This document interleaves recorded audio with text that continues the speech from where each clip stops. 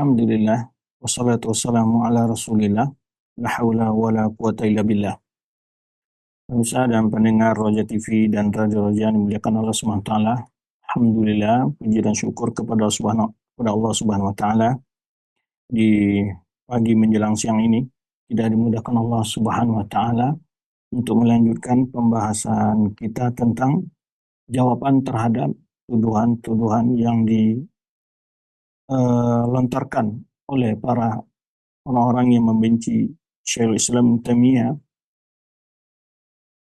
Pada pembahasan yang lalu, yaitu kita membahas tentang tuduhan bahwa Syekhul Islam Taimiyah mengharamkan tawasul. Dan telah kita jelaskan bahwa tawasul dalam pandangan Ahlussunnah wal Jamaah dan juga dijelaskan oleh Syekhul Islam Taimiyah yang disyariatkan itu ada 3 bentuk secara kesepakatan para ulama, dan tidak satu pun para ulama yang mengharamkan dari 3 bentuk tawasul tersebut. Nah, kita akan melanjutkan pembahasan ini insyaallah pada pertemuan kita kali ini. Lalu pula di awal majelis kita ini, kita ucapkan salawat dan salam buat Nabi kita Muhammad sallallahu alaihi wasallam. Semoga Allah Subhanahu wa taala senantiasa memberikan taufik dan inayah kepada kita untuk istiqomah dan bersabar di dalam mempelajari, mengamalkan dan mendakwahkan sunnah beliau. Pemirsa dan pendengar rahmati Allah Subhanahu wa taala, sedikit kita singgung kembali jenis-jenis tawasul yang disyariatkan berdasarkan Al-Qur'an dan Sunnah maupun perbuatan para salafus saleh dan ijma' para ulama yang mensahihkan atau mensahkan, ya, membolehkan 3 bentuk dari tawasul tersebut. Yang pertama adalah tawasul dengan nama dan sifat-sifat Allah yang mulia, dan ini telah kita bahas dengan dalil-dalil sebelumnya. Di antara dalil adalah firman Allah Subhanahu wa taala, walillahil asmaul husna fad'uuhu biha. Sebenarnya surat Al-A'raf, walillahi asmaul husna fad'uuhu biha. Demikian pula Rasulullah SAW dalam sebuah doanya, Allahumma inni as'aluka bikulli ismin huwa laka sammaita bihi nafsak aw anzaltahu fi kitabik aw 'allamtahu ahadan min khalqik aw ista'tharta fi ilmil ghaibi 'indak. Ini di antara contoh-contoh bertawasul dengan nama dan sifat-sifat Allah yang mulia. Yang kedua adalah bertawasul dengan amal soleh kita sendiri. Bertawasul dengan amal soleh, dan ini juga ada beberapa dalil dan juga dalam doa-doa yang ditunjukkan dan dicontohkan oleh Allah SWT dalam Al-Quran. Rabbana amanna bima anzalta wa taba'na rasulah faktubna ma'asyahidin. Rabbana amanna bima anzalta wa taba'na rasulah faktubna ma'asyahidin. Ini contoh-contoh doa di mana bertawasul dengan amal-amal dan iman kita. Ya, dan banyak sekali contoh-contoh dalam doa-doa baik dalam Al-Quran maupun dalam Sunnah Rasulullah Sallallahu Alaihi Wasallam. Kemudian yang ketiga adalah bertawasul dengan doa rajulun saleh al-hadir, al-hayy al-hadir. Jadi yang ketiga ini adalah bertawasul dengan doa orang saleh yang hidup hadir, ya, hidup dan hadir. Dan ini juga terdapat di masa hidupnya Rasulullah SAW. Sebagian para sahabat datang kepada Rasulullah SAW memohon untuk didoakan oleh Rasulullah SAW. Demikian pula hadis yang menyebutkan, yang dalam hadis yang sahih, dalam suatu waktu pada hari Jumat Rasulullah SAW berkhutbah, lalu datang salah seorang Arabi berkata kepada Rasulullah, ya Rasulullah, Allah lana ja'atil iyal halakatil amwal, karena begitu lamanya musim kering, maka orang Arab meminta kepada Rasulullah SAW untuk berdoa kepada Allah agar menurunkan hujan. Ya, telah kelaparannya para keluarga dan kemudian banyaknya binatang ternak yang mati, kata Arab ini, Allah lana, mohonkanlah kepada Allah untuk kami agar Allah menurunkan hujan. Nah, ini doa-doa. Tetapi yang diperbincangkan nanti adalah bentuk-bentuk hal yang berikut ini.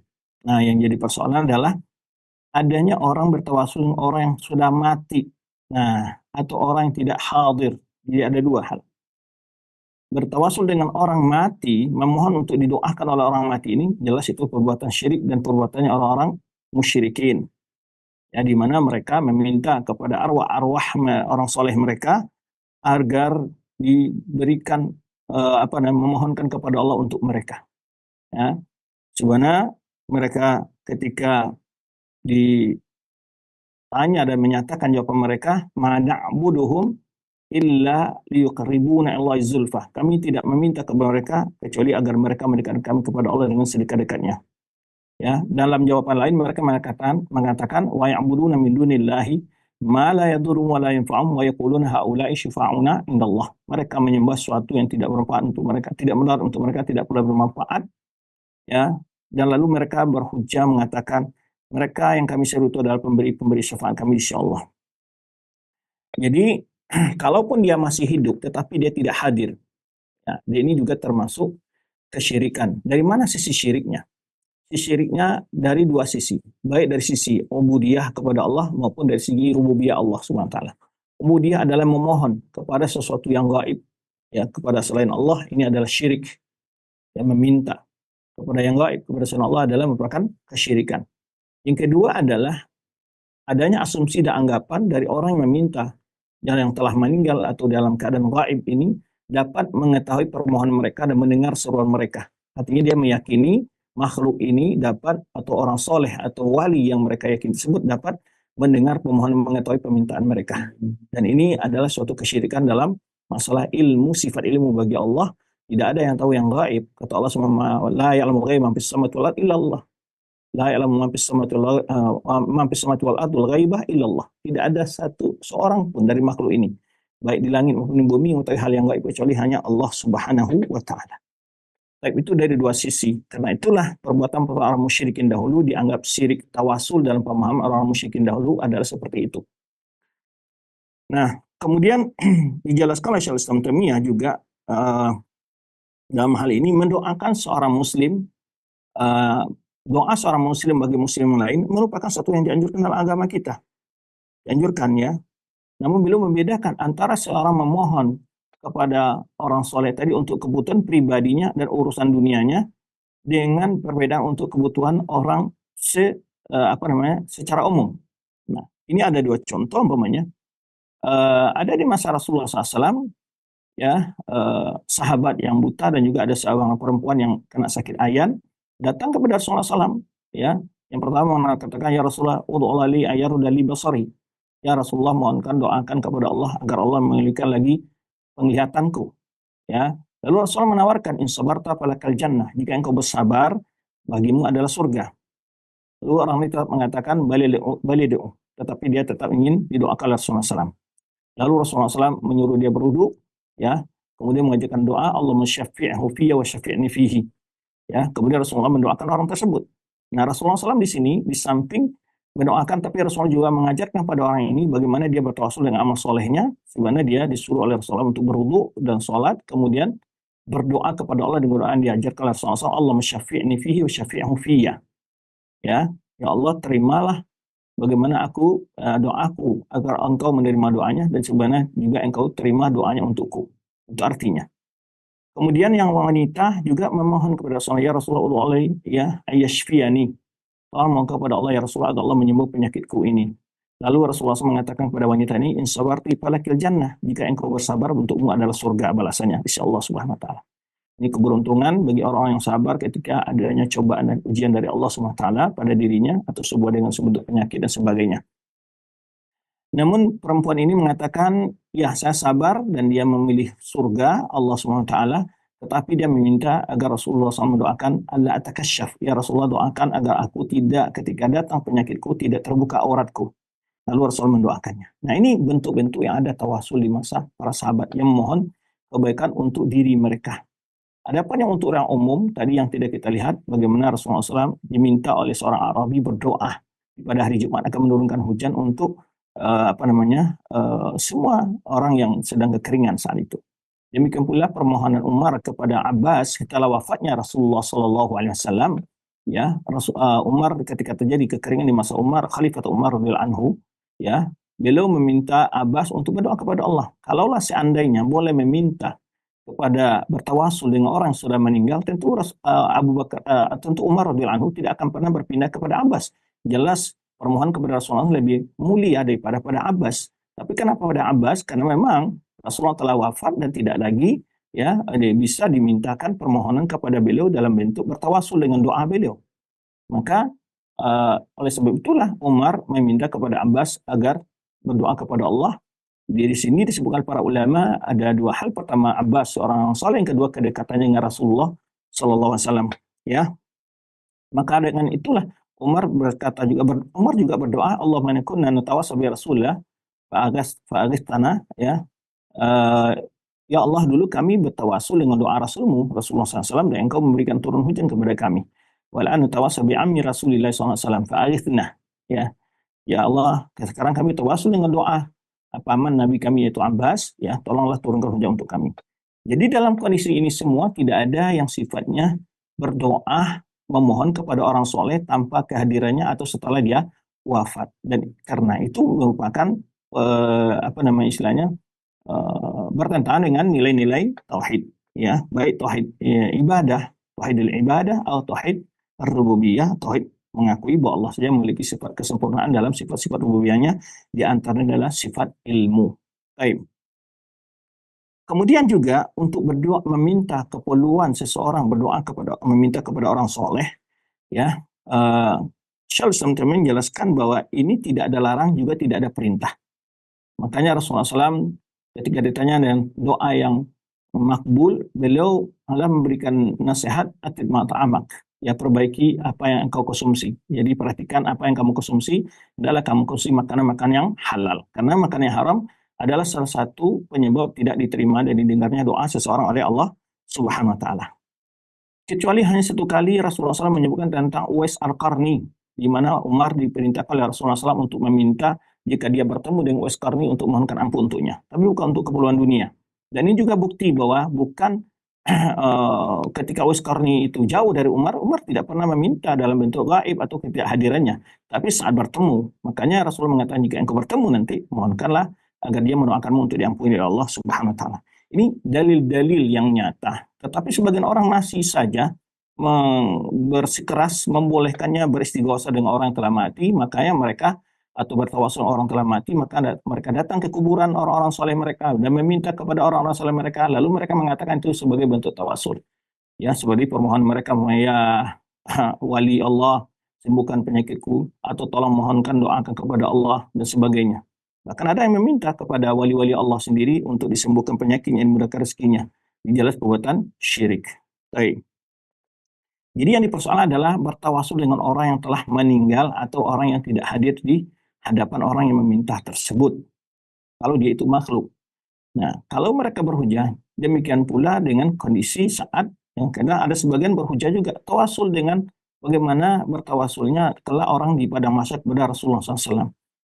Kepada Rasulullah SAW telah meninggal. Betul Rasulullah SAW meninggal, tapi waktu itu semua manusia juga sudah dibangkit. Semua manusia juga sudah meninggal dan bertemu dan berhadapan dengan Adam, berhadapan dengan Nuh, dengan Ibrahim, dengan Musa, dengan Isa, dengan Nabi kita Muhammad SAW. Semua mereka hidup di padang mahsyar itu. Bukan berdoa kepada orang yang mati dalam keadaan yang gaib dan sebagainya. Tidak. Karena saat itu mereka semua sudah dibangkit. Manusia semua sudah dibangkit. Makanya manusia datang kepada Adam, ya, bertawasul doanya Adam, lalu Adam menolak. Kemudian kepada Nabi Nuh juga menolak. Kemudian kepada Nabi Ibrahim juga menolak. Kemudian Nabi Musa dan Isa semua menolak, lalu mereka datang kepada Nabi Muhammad SAW. Jadi mereka di dalam kehidupan sahabat, baik masih hidupnya Rasulullah SAW, tidak pernah mereka ketika pusing-pusing di rumahnya, ya Rasulullah tolong sembuhkan penyakitku, atau ya Rasulullah tolong doakan Allah akan menyembuhkan penyakitku, dan mereka jauh dari Rasulullah, tidak. Terus mereka langsung bertemu dengan Rasulullah SAW. Jika mereka meminta doa ke Rasulullah, mereka bertemu langsung, berbicara langsung kepada Rasulullah SAW. Ini dalil-dalil menunjukkan bahwa meminta sesuatu yang gaib kepada selain Allah merupakan sesuatu yang syirik. Baik dia telah meninggal atau tidak hadir di tempat. Maka kita contohkan kalau seandainya seseorang dia punya guru yang mulia, akhlaknya yang soleh umpamanya, ya, di pulau lain dan dia berada di suatu pulau yang berbeda, dan dia tidak boleh mengatakan, wahai guruku sembuhkan penyakitku, dan memohonkan kepada Allah menyembuhkan penyakitku. Ini bagian bentuk kesyirikan, karena menyuruh sesuatu yang gaib, meyakini dia dapat mengetahui permohonannya, ya, dan mendengar permohonannya. Di sini letak kesyirikannya.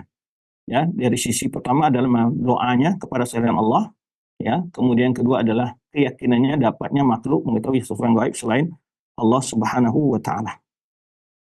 Nah, maka beliau menyebutkan, adapun permohonan doa, adapun asal doa seorang soleh untuk saudara yang lain itu diperintahkan. Kalau kita mendoakan saudara kita muslim lain itu saling diperintahkan. Baik kita diminta atau tidak diminta, Rasulullah SAW menganjurkan agar sesama muslim untuk saling mendoakan.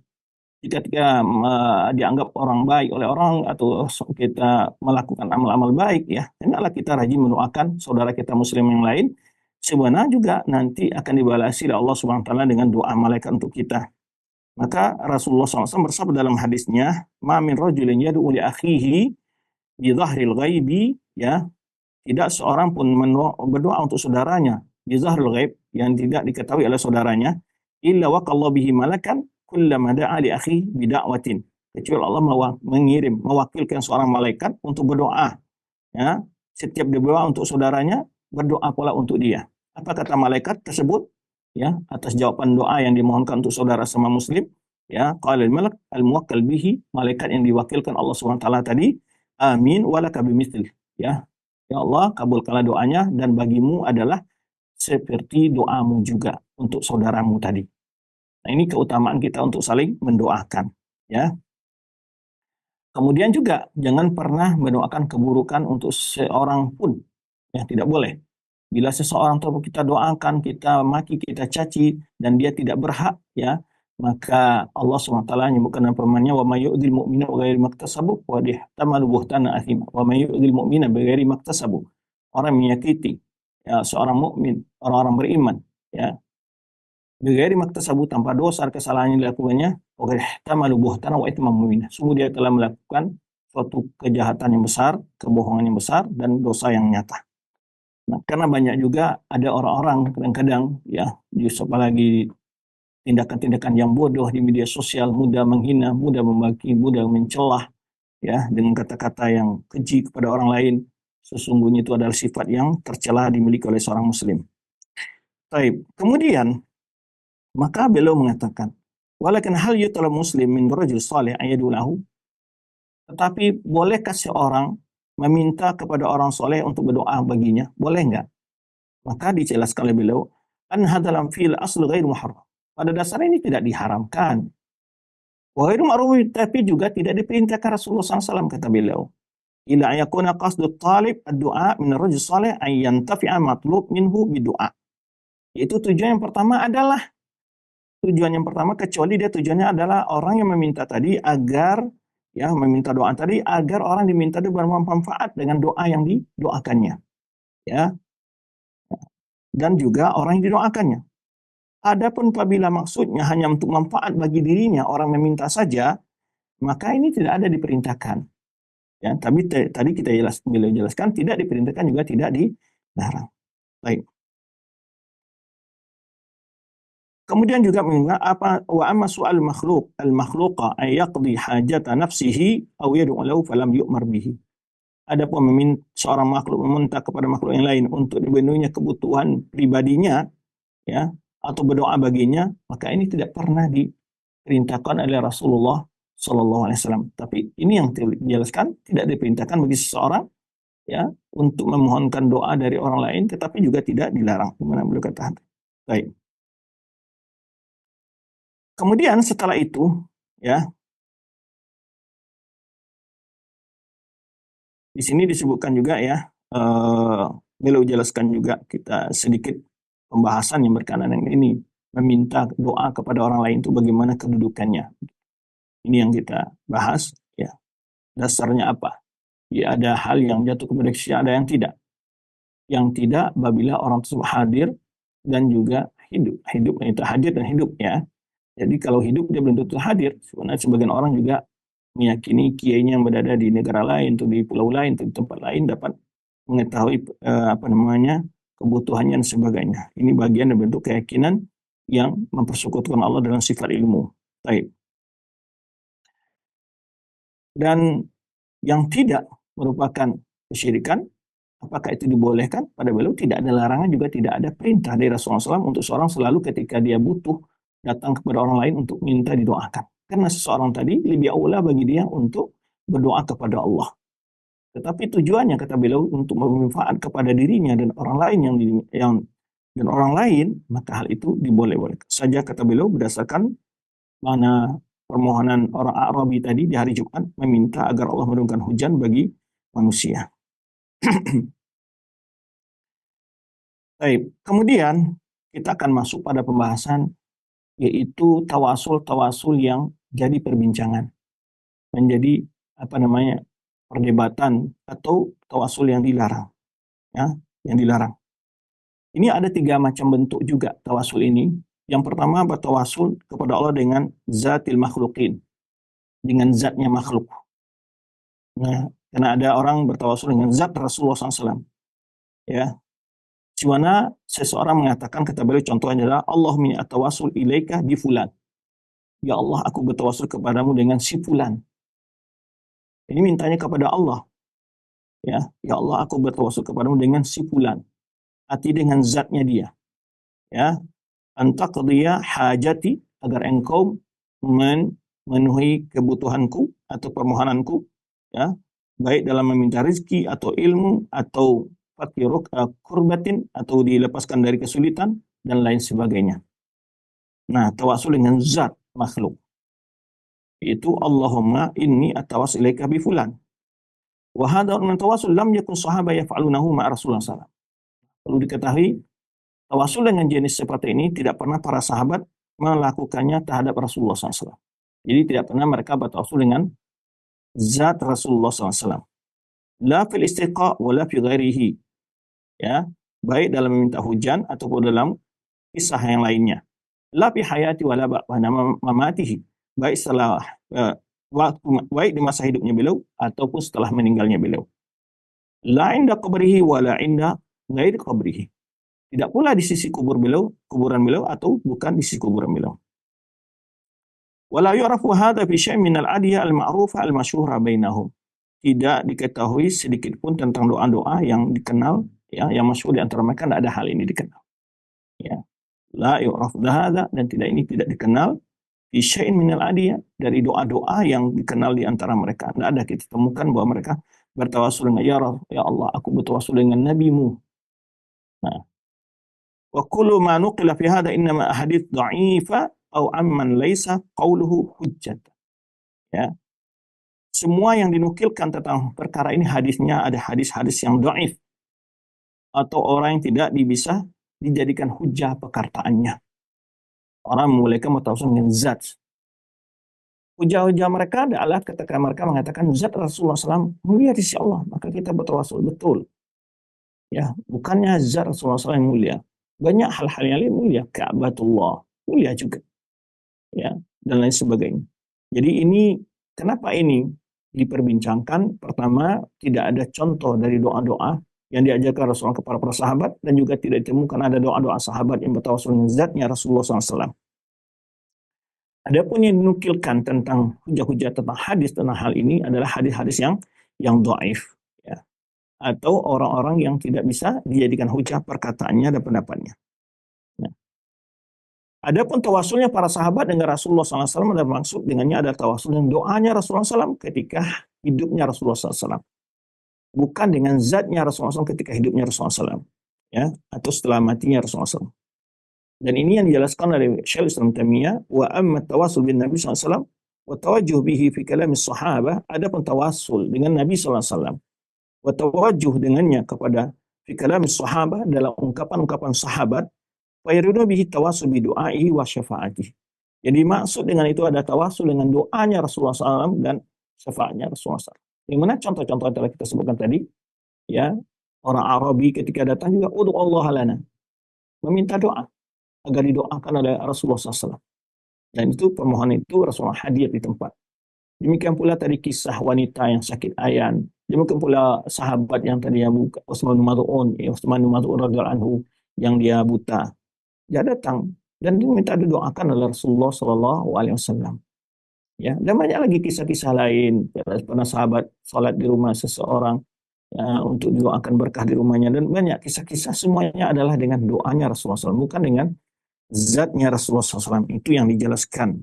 Nah, orang-orang yang menuduh Syaikhul Islam Taimiyah anti tawasul, nah, perbedaan ini yang mereka ungkit, ini yang mereka katakan. Jadi sebenarnya kalau mereka membaca dengan bijaksana, ya, Syaikhul Islam Taimiyah tidak pernah mengingkari tawasul. Yang diingkari oleh beliau adalah perkara-perkara yang tidak ada dalil, yang tidak ada contoh dari para sahabat, apalagi terindikasi akan membawa kepada kesyirikan. Ya, Bahkan kenapa kita harus memilih tawasul-tawasul yang memang diperselisihkan, sementara di sana ada tawasul yang jelas, ada dalilnya dan prakteknya dalam kehidupan para sahabat. Nah ini tentu kita kalau orang bijak, kita tentu akan menilai perkara-perkara yang syubhat, hal-hal yang diragu-ragukan, lebih baik memilih sesuatu yang sudah jelas-jelas aman ya dan pasti dibolehkan. Baik. Kemudian beliau menjelaskan ya, tawasul yang benar dengan para nabi itu tawasul dengan ya anna tawaf bi zawati la yajuzu wala manfa'atul li abdi khasilatan minhu. Beliau menjelaskan tawasul dengan zatnya para nabi itu tidak dibolehkan ya. Maka beliau menyebutkan tawasul ilallah bin nabiyyin huwa tawasul bil iman bihim. Maksud bertawasul dengan para nabi itu pertama tawasul dengan iman kepada mereka, ya, bertawasul dengan ketaatan kepada mereka. Allahumma inni aman nabi nabik, ya, Allahumma inna aman nabi nabik, ya, rasa cinta kita kepada Rasulullah SAW, iman kita kepada Rasulullah SAW, iman kita pada Al-Quran. Itu boleh bertawasul dengan hal itu, ya, dan itu bagian tawasul yang amal soleh. Seperti as-salatu wassalami alaihim, mengucapkan salawat dan salam untuk para nabi, mencintai para nabi, ya, kemudian berloyalitas kepada mereka, ya, bidu'aihim wa syafa'in, atau memang ya dengan doa mereka dan syafaat mereka. Itu yang dimaksud dengan tawasul dengan para nabi tersebut. Adapun nafsu zawatihim falaysa fiha ma yaqtadi husulu matlubil abdi. Kata beliau di sini menyebutkan bahwa adapun dengan zat para anbiya itu tidak ada hal yang menyebabkan diterimanya permohonan seorang hamba. Wa in kana lahum indallahi jah al-azim. Ya, sekalipun mereka itu memiliki kedudukan yang besar di sisi Allah Subhanahu wa taala. Jadi jangan ada juga mereka tuduhan orang-orang yang mengatakan ini Ibnu Taimiyah melecehkan Rasulullah SAW, tidak meyakini tingginya kedudukan Rasulullah SAW di sisi Allah. Beda dua hal itu, meyakini ketinggian kedudukan Rasulullah di sisi Allah dengan pembahasan masalah bertawasul dengan zatnya Rasulullah, itu dua perbedaan pembahasan yang berbeda. Nah ini yang kadang-kadang tidak dipahami oleh mereka ketika memahami penjelasan Majelis Islam Taimiyah, sehingga mereka mengatakan bahwa Ibnu Taimiyah itu tidak menghormati, tidak mengagungkan, tidak muliakan Rasulullah SAW. Sebenarnya telah kita bahas juga jawaban terhadap tuduhan-tuduhan tersebut.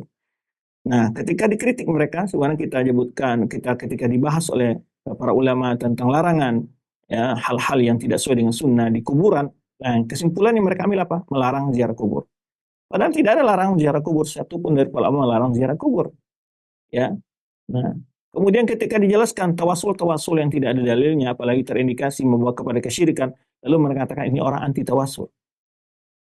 Ya, kesimpulan-kesimpulan yang terlalu prematur mereka lakukan tanpa menelaah. Padahal sebenarnya kalau mereka proporsional, yang diingkari oleh Ibnu Taimiyah adalah tawasul seperti ini. Alasannya adalah seperti ini. Itu kalau orang membahas tentang dalil-dalil, ya, dalam membahas secara ilmiah, pendapat-pendapat para ulama, dan bukan dengan emosional, bukan rasa kebencian, apalagi dengan tujuan untuk provokasi terjadinya saling benci antara sama kaum muslim. Maka sebetulnya kalau mereka bijak, mereka harus bisa memilih dan memilah mana yang dibolehkan, mana yang tidak dibolehkan. Nah, Syaikhul Islam Taimiyah menjelaskan di sini mana yang tidak sesuai dengan dalil-dalil syar'i dan juga diingkari para ulama. Maka beliau menjelaskan. Nah, orang-orang yang anti dengan Syaikhul Islam Taimiyah, pendapat beliau, lalu mereka menyimpulkan dengan tuduhan untuk provokasi orang awam tentunya bahwa Ibnu Taimiyah itu anti tawasul. Itu selalu mereka pakai. Dan ini cara-cara yang selalu mereka gunakan dalam membuat bagaimana supaya orang ya tidak mau mendengar penjelasan-penjelasan Ibnu Taimiyah, pendapat Ibnu Taimiyah, sehingga mereka katakan ini Ibnu Taimiyah itulah imamnya Wahabi, anti tawasul, anti ziarah kubur, ya, dan sebagainya, atau melecehkan Nabi dan sebagainya. Padahal jika mereka membaca ya kitab Syaikhul Islam Taimiyah, beliau profesional sekali dalam membahas masalah-masalah tersebut. Ya, tidak gegabah dengan mudah memvonis dan berkesimpulan yang ngawur dan apalagi menuduh sesuatu yang bukan-bukan. Maka beliau menjelaskan di sini. Jadi beliau katakan di sini ya, adapun kedudukan mereka itu sangat mulia di sisi Allah. Wa manzilatun aliyah, ya, tempat yang sangat tinggi. Bisa babi karamillahi lahum wa ihsanihi ilaihim. Ya, dengan sebab Allah yang memuliakan, memberikan kemuliaan kepada mereka. Ya, kebaikan Allah berikan kepada mereka. Wa fadli alaihim, keutamaan Allah berikan kepada mereka. Maka ala itu ala dzalika fatawassul bil anbiya la yakunu illa bi ahadis sababaini. Maka dengan ini bisa ditarik kesimpulan bahwa tawasul dengan para nabi itu tidaklah ya dibolehkan kecuali dengan salah satu dari dua sebab, yaitu sababun minhu ilaihim, imma sababun minhu ilaihim, itu sebab darinya kepada mereka, seperti beriman dengan para nabi itu dan taati mereka. Itu dalam bentuk beriman kepada para nabi, bertawasul dengan iman mereka dan cinta mereka dengan loyalitas mereka pada nabi, pengagum mereka pada nabi. Nah, itu boleh tawasul dengan hal itu. Yang kedua, sababun minhum ilaihi. Ya, seperti sabab dari mereka kepada nabi, seperti doaihim lahu.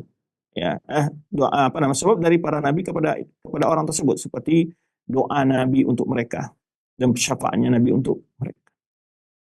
Baik. Kemudian waqad nuhina 'anit tawajjuh ila zati minaz zawat illa ilallah. Dan kita dilarang, tidak boleh meminta kepada sesuatu zat apapun bentuknya kecuali kepada Allah. Ya. Wa umirna bil ikhlas lillah, dan kita disuruh mengikhlaskan pemohon doa kita kepada Allah. Ya, dalam doa kita ikhlas berdoa kepada Allah. Wa tawajuhina, permohonan kita, wa i'tiqadina wa amalina, dalam keyakinan kita, amal-amal kita, wa aqwalina, perkataan kita. Di mana Allah Subhanahu wa taala sebutkan dalam firman-Nya, ala lillahi dinul khalis. Ketahuilah milik Allah lah agama yang murni. Ala lillahi dinul khalis. Wa qala subhanahu, dan juga Allah berfirman, waladina ittakhadhu min dunihi awliya ma na'budu illa liqarribuna Allahi zulfa. Surah Az-Zumar ayat 3. Orang-orang yang mengambil sesembahan dari selain Allah itu, penolong-penolong dari selain Allah, aulia. Mereka berkata, berhujah dalam perbuatan mereka, ma na'buduhum, kami tidaklah menyembah mereka kecuali. Jadi mereka mengatakan kami tidak menyembah kecuali untuk apa mereka menyembah itu? Liyuqarribuna Allah zulfa, agar sesembahan itu mendekatkan kami kepada Allah. Itulah hujah mereka ketika mereka ya bertawasul dengan orang-orang soleh mereka yang telah meninggal, ya, yang lalu mereka jelmakan dalam bentuk patung dan arwah dan sebagainya. Yang kedua adalah ya bertawasul dengan Rasul kepada Allah dengan jah seseorang. Kalau tadi kan dengan zatnya Nabi. Dengan zatnya Nabi, ya. Yang kedua dengan zat seseorang. Yang ketiga dengan jah. Yang pertama dengan zat, kalau ini dengan jah, kedudukan seseorang. Contoh umpamanya dia lebih mudah memahami. Jika kita punya tetangga yang soleh, alim, ya, orang yang sangat baik dalam ibadahnya, akhlaknya. Lalu kita berdoa kepada Allah, ya Allah berilah aku rezeki berkat tetanggaku yang soleh. Ya, dengan amal sebulan yang soleh. Atau dia katakan, ya Allah berilah aku kemudahan dalam usahaku. Ya, sesungguhnya dengan bertawasul dengan tetanggaku yang soleh. Nah, seperti itu dia. Ya, nah, jadi atau dengan haknya atas Allah. Jadi yang kedua ini, yakni yang zat, yang pertama zat, yang kedua adalah kedudukan seorang, kemuliaan seorang atau haknya seorang atas Allah. Maka di sini dirinci oleh ya atau kehormatan dan kedudukannya di Tuhannya, di sisi Allah Subhanahu wa taala. Wa hadha aidan batil, kata beliau, ini juga dilarang. Laisa fi nusus ma yusbitu sihhata hadha tawassul. Tidak ada satu dalil-dalil yang membolehkan tawasul dengan seperti ini. Wajahil makhluk innama istafadu min qurbihi min syari'illah. Kenapa? Kemuliaan seseorang makhluk itu hanya didapatkannya dari kedekatannya kepada syariat Allah dengan banyak beramal soleh. Dan kedudukan ini mukhtasatun bihi duna ghairi. Ini khusus bagi dia, bukan orang lain. Ya. Jadi seperti orang tadi, saya punya tetangga yang soleh, ya Allah kabulkanlah doaku. Jadi tidak ada koneksinya antara hubungannya dengan tetangganya yang soleh dengan pengabulan doanya. Nah, ini kedudukannya mulia. Ini khusus dengannya, bukan untuk yang lain. Walisalah ta'sir ala baqiyatil makhlukin. Maka dia tidak akan mempengaruhi orang-orang lain dari sisi tawasul dengan ya dengan kesolehannya. Bihalahum fid dunya. Tawasul untuk mendapatkan hal-hal yang waktu di dunia ini. Dimana Allah Subhanahu wa taala sebutkan wa alaisa lil insani illa ma sa'a. Karena tidak ada bagi seorang manusia itu kecuali apa yang telah dia lakukan. Tidak ada seorang, ya Allah masukkan aku ke dalam surga berkat amal tetanggaku yang begitu banyak, atau berkat tetanggaku yang soleh. Nah, ini disebut wa nasa'a sawfa yura, dan masing-masing makhluk ini sesungguhnya dia akan melihat amalannya masing-masing. Summa jazaa'ul jazaa', lalu masing-masing kita akan dibalasi sesuai amalnya masing-masing. Wa su'al bihaqqin ahadin khalqi mabnin ala aslain. hak seorang hamba. Kan ada tawasul bihaqqi fulan alaik, ya, haknya sepulan atasmu ya Allah. Nah, di sini beliau rinci, apakah makhluk itu memiliki hak atas Allah, ataukah Allah sendiri yang beri karunia yang mewajibkan suatu hak atas dirinya? Maka beliau menjelaskan tidak ada seorang makhluk pun mewajibkan atas Allah tentang haknya.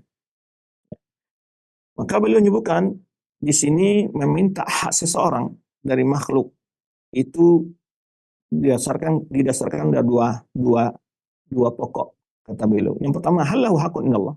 Apakah ada makhluk yang punya hak atas Allah? As-saw'annahu laysa li ahadin minal khalqi hakun ala khaliqi. Tidak ada makhluk ini punya hak atas makhluk atas sang khaliknya. Apa yang dimiliki atas sang khaliknya? Illa ma'ujahu subhanahu ala nafsi. Kecuali Allah sendiri yang mewajibkan sesuatu terhadap dirinya sendiri. Allah sendiri mengatakan mewajibkan itu, ya, takarruman minhu, tafaddulan wa tafaddulan, ya, sebagai, ya, kemuliaan dan karunia dari Allah SWT. Jadi tidak ada hak makhluk mewajibkan sesuatu atas Allah. Hak makhluk atas Allah tidak ada. Ya. Hanya Allah yang menetapkan kewajiban atas dirinya sendiri, bukan makhluk. Sebagai karunia dan, ya, kemuliaan dari Allah SWT. La ilzamin ahadin alaih. Tidak seorang pun yang mewajibkan hal itu atas Allah. Cuma Allah sebutkan dalam firman-Nya, kataba rabbukum ala nafsi rahmah. Kataba rabbukum ala nafsi rahmah. Rabbmu telah mewajibkan atas dirinya itu tentang sifat rahmah. Dan juga firman Allah SWT, wa kana haqqan alaina nasrul mu'minin. Dan sungguhnya wajib, hak atas kami, kewajiban atas kami untuk menolong orang-orang beriman. Allah sendiri yang menyatakan itu atas dirinya, bukan makhluk yang mewajibkan itu atas Allah SWT. Dan juga firman Allah SWT, wa'dallahi la yukhlifullahu wa'dah. Ya, janjian Allah, Allah tidak pernah menyelesaikan janjinya. Walakin aktsarun nasi la ya'lamun, tapi kebanyakan manusia tidak mengetahuinya. Demikian pula dalam hadis qudsi, Allah sendiri yang mewajibkan atas dirinya, ya ibadi inni haramtu dzulma ala nafsi wa ja'altu bainakum muharraman fala tadzalamu. Wahai hamba-hambaku, sungguhnya aku telah mengharamkan kezaliman atas diriku, kata Allah. Dan aku menjadikannya di antara kalian perbuatan yang diharamkan. Fala tadzalamu, jangan kalian saling menzalimi. Nah, kemudian juga dalam hadis yang lain, Allah dimana mewajibkan atas dirinya, dalam hadis Mu'adz, ya Mu'adz, atadri ma haqqullah 'alal ibad? Atadri ma haqqullah 'ala 'abdi ibadihi? Wahai Mu'adz, tahukah engkau hak Allah atas hambanya? Kalau Mu'adz menjawab, Allah wa Rasuluhu a'lam, Allah dan Rasul yang tahu. Qal haqquhu 'alaihim ayya'budu wa la yusyriku bi syai'an. Hak Allah atas hambanya, atas hamba-hambanya adalah bahwa mereka beribadah kepada dan tidak berbuat syirik, bersekutukannya dengan sesuatu pun. Wahai Mu'adz, tahukah engkau hak orang hamba atas Allah? Idza fa'alu dzalika, ya. Tahukah engkau wahai Mu'adz hak hamba atas Allah apabila mereka melakukan hal itu, yaitu menyembah Allah tidak berbuat syirik? Allah wa Rasuluhu a'lam. Kata Mu'adz, Allah dan Rasul yang tahu. Dan Rasul menjawab, alla yu'adzibahum. Jadi hak Allah memberikan atas hambanya itu hak hamba yang atas Allah, yang Allah tetapkan atas dirinya sendiri, bukan makhluk, yaitu Allah tidak akan menghadap orang yang tidak berbuat syirik kepadanya. Kemudian dia memohon kepada Allah dengan hak yang tadi, yang Allah wajibkan atas dirinya sendiri, bukan makhluk mewajibkannya. Wal jawab an hadza yuqal. Ya. Jawaban terhadap hal ini adalah, in kana al-haqqu alladhi yas'al bihi sababan li ijabati su'al, hasuna su'al bihi. Jika permohonan, ya, doanya itu, hak yang dimintanya itu adalah sebab untuk diterimanya, dikabulkan doanya, maka baik dia bertawasul dengan lain, memohon dengan hal itu. Cuma hak yang Allah wajibkan bagi hamba-hambanya dan orang-orang memohon kepadanya, yaitu ijabatus sa'ilin. Allah akan menjawab, memperkenankan doa orang-orang yang meminta kepadanya. Wa idza sa'alaka ibadi anni fa inni qarib ujibu da'wata da'i idza da'ani falyastajibu wal yu'minu bi. Ya la'allahum yashkurun. Nah, ya Allah menyatakan hak itu, dia akan menjawab doa orang-orang yang meminta kepadanya. Dan kita meminta kepada Allah, bertawasul dengan Allah dan janjiannya itu kepada hamba-hambanya. Ya Allah, engkau wa'atani bil ijabah wa aqad da'atuka. Ya Allah, engkau jadikan pemohon doaku, aku mohon kepadamu ya Allah. Nah, hal itu tidak salah. Tapi kalau diyakini adalah hak seorang hamba karena dia telah beramal banyak, kemudian merasa memiliki hak dia ke atas Allah, ini yang keliru. Wa aidan fa inna hadzal haqq min Allah li ibadi alla yu'adzibahum. Hal ini seperti juga hak di mana Allah tidak mengazab hamba-hambanya yang berbuat taat kepadanya. Allah memuliakan. Walaysa fi ihtiqaqi lahu ma yakunu sabab li matlub hadha sa'il. Tapi kata beliau, berhaknya mereka mendapatkan ampunan kemuliaan dari Allah SWT, tidak ada hal yang menyebabkan sebab diterimanya matlub li hadha sa'il, sebab untuk dimintanya limatlub bi hadha sa'il, sebab untuk dijawabnya permohonan orang yang memohon ini. Fa in hadha alladhi istaqama istahaqqa inna ma huwa sabab ma yasara Allah taala lahu min al-iman wa ta'ah. Fa in hadha alladhi istahaqqa, ini apa yang dia merasa berhak diberikan hak oleh Allah SWT adalah dia mendapatkan hak itu sebab yang Allah mudahkan baginya dari beriman dan ketaatan. Walaysa fi ikramillahi lahu, dan tiada di dalam kemuliaan yang Allah berikan kepadanya ma yaqtadi bi ijabati su'alil mas'ul bi haqqihi, itu yang mengharuskan dikabulkan doa orang meminta dengan haknya tersebut. Jadi sebetulnya dikisahkan di sini tawasul kedua adalah orang-orang yang berjah dengan hak, yang bihaqi sa'ilin. Jika ada yang maksud itu adalah syafaat mutawassil bihi wa du'a'uhu, jika yang dimaksud adalah syafaatnya orang yang bertawassul dengannya dan doanya, maka ini adalah benar kata beliau. Hadza haqqun. Wa tawassul masyru', ini tawassul yang disyariatkan. Kama sabaqa fi tawassul bi du'a ar-rajul salih al-hayy, sebagaimana telah berlalu pembahasannya dalam doa seorang orang saleh yang hidup. Wa yakunu qad sahihan idza kana hayyan qadira, maka hal itu adalah benar bila yang dia bertawassul dengannya itu adalah hidup dan hadir, mampu. Wa yakunu itlaq wa labdu khati'an bid'iyan, tapi dikatakan dengan haknya itu adalah ibarah yang tidak tepat dan menyebabkan kesalahan dalam penggunaan bahasa, itu kata beliau. Wa in kila as-sabab huwa mahabbati li fulan mahabbati syar'iyyah.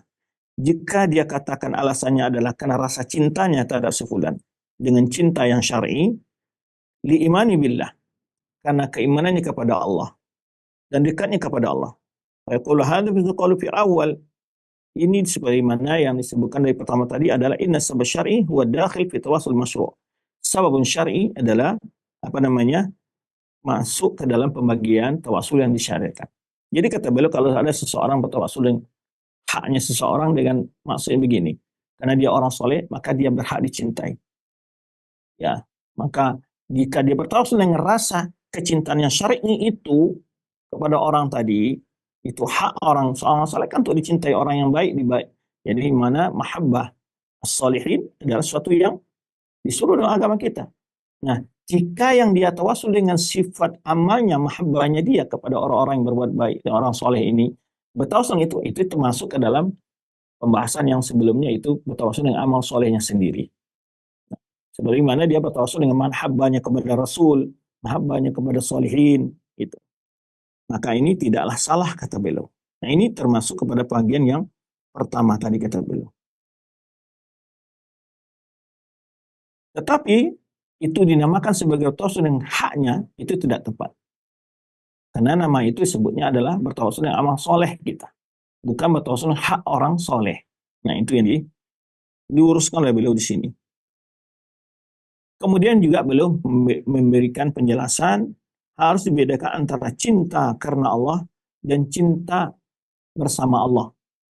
Ya, artinya mencintai sesuatu bersamaan dengan mencintai Allah. Jadi mempersekutukan Allah dalam sifat cinta. Ya, dia mencintai makhluk sebagaimana mencintai Allah. Waman habba makhluqan li ta'atihi li rabbihi wa qurbihi minhu. Kalau orang mencintai orang lain karena kesolehan ketaatannya, ya, maka ini disebutkan cinta karena Allah wa fillah, dan di jalan Allah.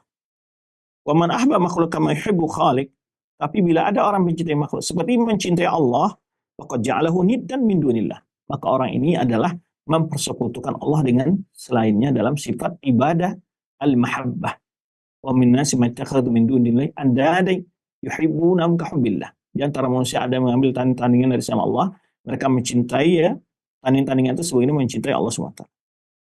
Nah, ini bedanya antara sifat cinta karena ketaatan seorang, ya, kepada Allah, atau karena cinta kepada seorang, ya, seperti mana mencintai Allah SWT. Ini adalah perbuatan yang diharamkan dan merupakan perbuatan syirik. Baik.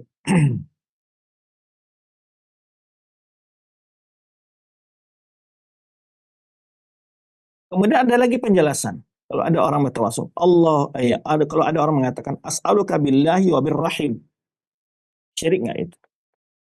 Ini tergantung dimaksud dengan rahim di sini. Apakah ini termasuk tawasul atau bukan? Apakah ini termasuk sumpah atau tawasul? Maka boleh menyebutkan. Au bihaqqir rahim. Maka jawabannya di sini ada dua, kata beliau. An-rahim laha haqqun tujibuhu ala sahibiha binasul kitab. Karena hubungan silaturahim itu ada kewajiban yang harus dijaga, yang diwajibkan oleh Al-Quran dan Sunnah, yaitu adalah wattaqullaha alladzi tas'aluna bihi wal arham. Bertakwalah kepada Allah yang kalian meminta dengannya, dan juga hubungan silaturahim. Maka Rasulullah menyebutkan ar-rahimu syajanatun minar rahman.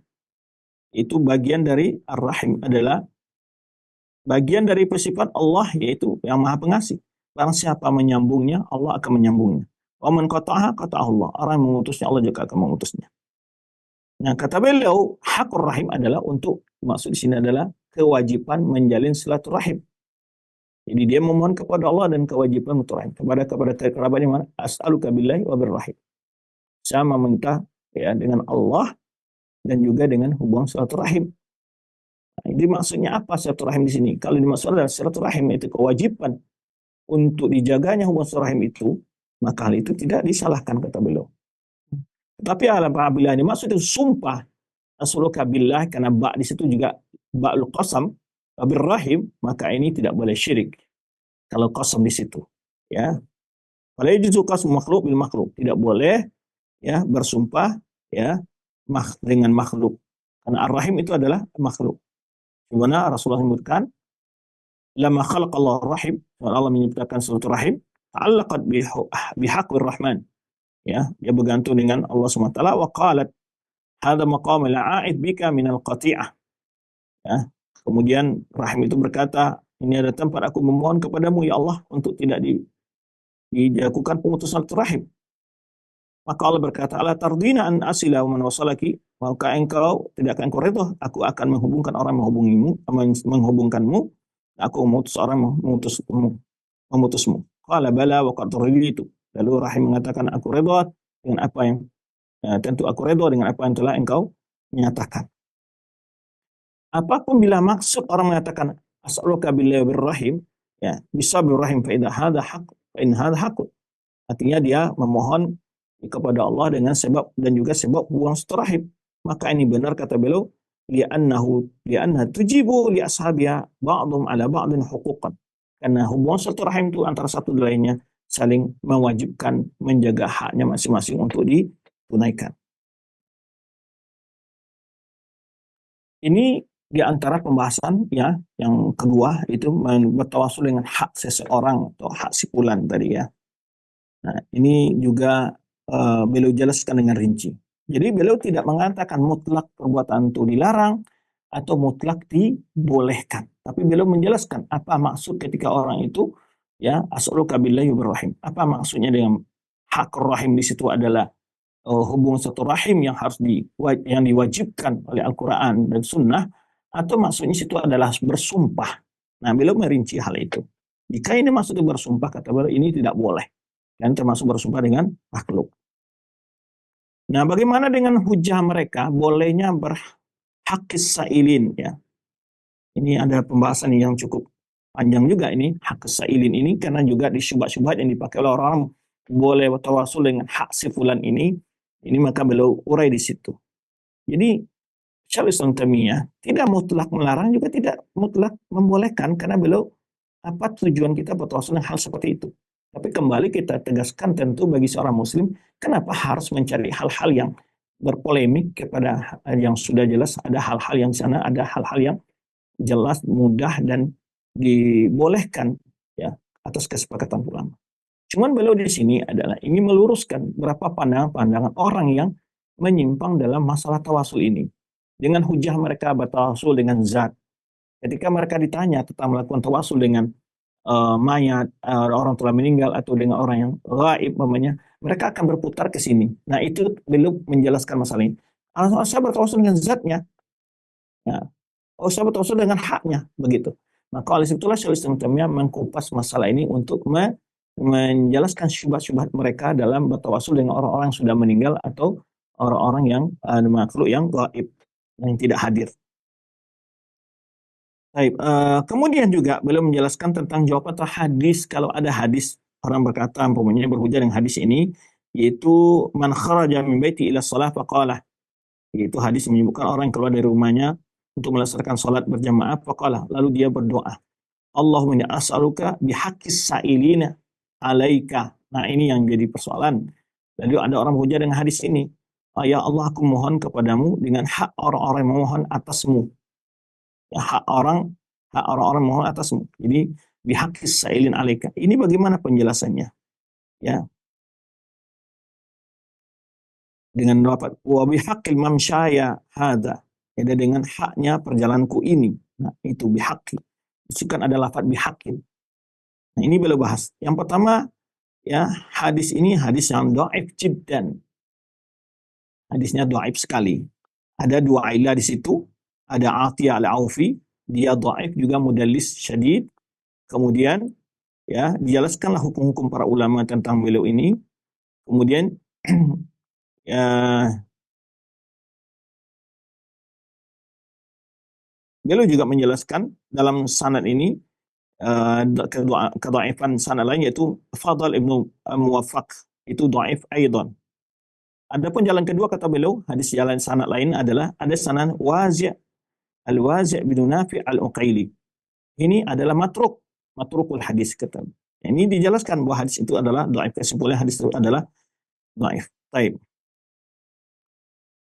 Tapi kalau ala fardhu sihatihi, kalau seandainya hadisnya, apa maksud dengan haqqi as-sa'ilin alaika atau bihaqqi mamsyaya? Haqqin, hak aku atasmu ya Allah. Apa maksud di situ? Jadi istilah mereka dengan hadis ini kata beliau adalah, kalau hadis ini walaupun tadi kan jelas-jelas dhaif ya, tapi ala fardhi sihhati, dianggap sahih saja umpamanya. Apakah maksudnya hadis itu? Fa innahu la yadullu ala ma yuriduna wa yaqsudun. Hadis ini tidak bermaksud sebagaimana yang mereka pahami atau yang mereka maksud. Karena haknya sa'ilin huwa ma takafallahu bihi. Hak sa'ilin itu maksudnya apa? Hak orang memohon kepadamu ya Allah, itu maksudnya hak yang Allah telah jamin atas dirinya sendiri. Allah yang mewajibkan itu. Itu asal dirinya, yaitu Allah menerima doa mereka, mengabulkan doa mereka. Karena Allah SWT berfirman, wa qala rabbukum ud'uni astajib lakum. Wa qala rabbukum ud'uni astajib lakum. Ya, berkata Rabb kalian, berdoa kepadaku, aku akan jawab doa kalian. Aku akan perkenankan permohonan kalian, kata Allah SWT. Kemudian juga firman Allah yang telah kita bacakan tadi, wa idza sa'alaka ibadi anni fa inni qarib ujibu da'wata da'i idza da'ani. Jadi sungguh apabila ada, kata Allah SWT, apabila ada yang bertanya kepadamu, hamba-hambaku tentang aku, semuanya aku sangat dekat, kata Allah SWT, ujibu da'wat da'i, aku akan memberikan jawaban permohonan orang yang berdoa kepadaku, kata Allah SWT. Jadi hak sa'il itu adalah haknya Allah yang Allah janji, Allah tetapkan atas diri sendiri, yaitu akan bertawasul dengan doa orang, janjian Allah kepada orang yang berdoa kepadanya. Itu maksudnya. Ya, bertawasul dengan janjian Allah yang telah Allah janjikan kepada hamba-hambanya yang meminta. Bukan hak yang ditetapkan oleh seorang hamba atas dirinya, atas Allah SWT. Maka di antara Allah yang tetapkan, yang Allah wajibkan atas dirinya adalah sebenarnya firman Allah SWT dalam ayat yang telah kita bacakan tadi, kata rabbukum ala nafsihi rahmah, telah wajibkan Rabb kalian atas dirinya sendiri, itu tentang sifat rahmat. Maka wa idza kana haqqus sa'ilin wal 'abin lahu wal ijabah wal itsab bidzalika fadzalika su'alullah bi af'alihi. Nah, jika hal demikian adalah hak orang yang memohon, itu dia adalah untuk dijawab oleh Allah SWT. Allah yang telah menjanjikan jawaban orang-orang memohon kepadanya, yaitu wal 'abidin, orang beribadah kepadanya, yaitu permohonan al ijabah wal itsabah, janjian ya, jawaban doanya dan juga pahala yang Allah janjikan hal itu adalah memohon kepada Allah, bertawasul kepada Allah dengan perbuatan Allah sendiri. Jadi termasuk kepada jenis tawasul yang pertama kita yang disepakati oleh pertama, tawasul dengan apa? Dengan nama dan sifat-sifat Allah dan perbuatan Allah. Dia tawasul dengan sifat Allah dan perbuatan Allah sendiri. Sebenarnya kita berlindung ya dengan kal isti'adzah, sama dengan isti'adzah. Sebenarnya dalam doa Nabi SAW, a'udzu biridhaka min sakhatik. A'udzu biridhaka min sakhatik. Aku berlindung dengan keridhaanmu ya Allah dari kemarahanmu. Dari perbuatan Allah, berlindung dari perbuatan Allah yang lain. ya, a'udzu biridhaka min sakhatik wa bi mu'afatika min 'uqubatik, dengan ampunanmu dari azabmu. Jadi ini bertawasul dengan perbuatan Allah hakikatnya. Nah, ini yang ingin kita baru luruskan gitu maksudnya. Dia berdoa dengan hak seseorang tadi maksudnya apa? Jadi jika dimaksud adalah hak yang memang Allah telah tetapkan atas dirinya untuk hamba-hambanya, itu bertawasul dengan perbuatan Allah, bukan bertawasul dengan hak makhluk. Nah, ini yang ingin beliau menjelaskan bahasa istilah itu. Karena orang-orang yang bertawasul dengan selain Allah tadi menggunakan syubhat-syubhat itu, maka beliau jelaskan hal tersebut. Baik. Yang ketiga adalah al-iqsam Allah bihadi min khalqihi. Nah, ini tawasul yang disebut bersumpah atas Allah dengan salah satu dari makhluk. Di mana antahlifa 'ala Allah an yaf'al. Di mana engkau bersumpah kepada Allah bahwa Allah akan memberikan ini, ya. Atau Allah tidak akan memberikan hal itu, tidak melakukan hal itu. Di mana engkau bersuara wallahi la yaf'alanna Allahu kadza. Demi Allah, Allah akan melakukan hal ini. Demi Allah tidak akan melakukan hal ini. Lalu beliau merinci perbahasan ini. Wal qasmu imma yakuna qasm billahi aw qasm 'ala Allah. Sumpah itu terbagi dua, bersumpah dengan Allah atau bersumpah atas Allah. Al-iqsam billahi wal iqsam 'ala Allah. Nah, maka beliau menjelaskan di sini. Amma qasbillah ala hadin fahadha mahalluhu kutubul fiqh. Bersumpah dengan nama Allah atas seseorang, ini pembahasannya dalam kitab fikih. Adapun bersumpah atas nama Allah, ya, kalau ini dengan nama Allah, kalau ini atas Allah. Ini ada berapa macam? Pertama adalah bersumpah atas Allah dengan apa yang Allah beritahu dengannya dan Rasulnya dalam syariat. Baik nafi atau isbat kata beliau. Maka ini boleh yang Allah sebutkan dalam Al-Quran atau Sunnah oleh Rasulullah SAW. Contoh, wallahi la yakfurullahu liman asyraka bi. Boleh dikatakan. Ya, bersumpah atas nama demi Allah, Allah tidak akan mengampuni orang yang berbuat syirik kepadanya. Itu jelas ada dalil dalam Al-Quran Sunnah kan. Allah tidak mengampuni orang berbuat syirik. Maka dia bersumpah, demi Allah, Allah tidak akan mengampuni orang berbuat syirik kepadanya. Ini boleh. Ya. Wallahi la yadkhuluna al-jannata sab'una alfan bighairi hisab. Lalu dia bersumpah, demi Allah, sungguh akan ada dari umat Nabi Muhammad SAW akan masuk surga 70.000 tanpa hisab dan azab. Itu ada dalilnya, maka boleh. Nah, itu yang pertama. Jadi belum merinci, subhanallah, maka rinciannya sangat jelas, ya, bukan jawaban-jawaban yang global. Maka banyak orang-orang yang keliru dalam memahami ini menggunakan istilah-istilah global tadi. Jadi mereka sengaja membuat hal yang itu agar campur antara hak dengan yang batin.